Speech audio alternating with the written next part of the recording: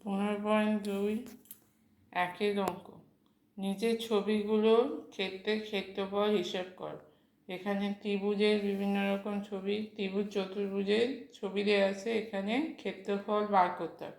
আচ্ছা, এখানে যে ফর্মুলাগুলো লাগবে, ত্রিভুজের ক্ষেত্রফলের যে কটা ফর্মুলা আছে সেগুলো আমাদের লাগবে। আচ্ছা, ত্রিভুজের ক্ষেত্রফলের কী কী ফর্মুলা আছে? প্রথমে আসছে সমবাহু ত্রিভুজের ক্ষেত্রফল।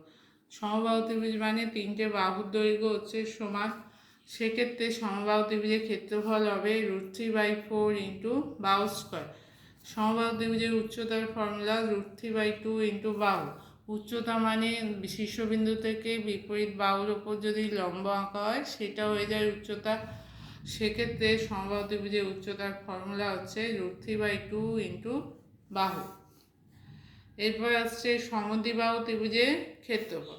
সমদ্বিবাহু ত্রিভুজের দুটো সমান বাহু থাকে, একটা ভূমি থাকে, তাই সমদ্বিবাহু ত্রিভুজের ক্ষেত্রফলের ফর্মুলা হচ্ছে হাফ ইন্টু ভূমি ইন্টু √/, সমান বাহু স্কোয়ার মাইনাস ভূমি/2 স্কোয়ার। এরপর আসছে বিষমবাহু ত্রিভুজের ক্ষেত্রফল। বিষমবাহু ত্রিভুজের ক্ষেত্রে তিনটে বাহু আলাদা আলাদা হয়, এ বি সি। সেক্ষেত্রে বিষমবাহু ত্রিভুজের ক্ষেত্রফলের ফর্মুলা হবে √s into s minus A, s minus B, s minus C. এসটা কি? এসটা হচ্ছে ত্রিভুজের অর্ধ পরিসীমা, আর এ বি সি হচ্ছে ত্রিভুজের বাহুর দৈর্ঘ্য। আচ্ছা, যদি সমকোণী ত্রিভুজ হয় তাহলে সেখানে কি থাকবে? ভূমি থাকবে আর উচ্চতা থাকবে। সমকোণী ত্রিভুজের ক্ষেত্রফল হচ্ছে হাফ ইন্টু ভূমি ইন্টু উচ্চতা।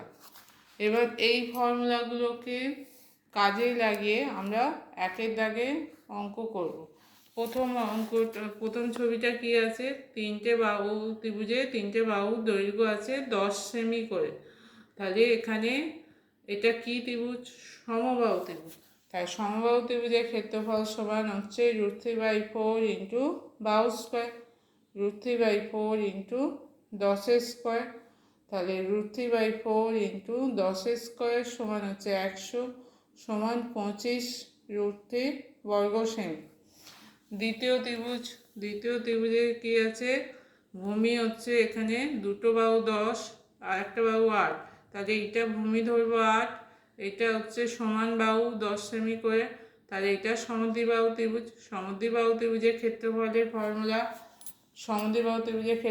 ফর্মুলা হচ্ছে হাফ ভূমি ইন্টু সমান বাহু স্কোয়ার মাইনাস ভূমি/2 স্কোয়ার।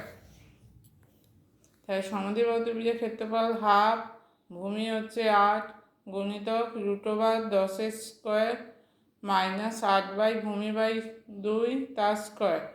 তাহলে হাফ ইন্টু 8 4 গুণিতক 10 স্কোয়ার হচ্ছে 100, 4 স্কোয়ার হচ্ছে 16, 4 গুণিতক 100 মাইনাস 16 সমান হচ্ছে 84। 84কে ভাঙলে হবে 4 গুণিতক √4 গুণিতক 21, 4-এর বর্গমূল হচ্ছে 2, তাহলে 4 গুণিতক 2 √21 সমান 8 √21 বর্গ সেমি।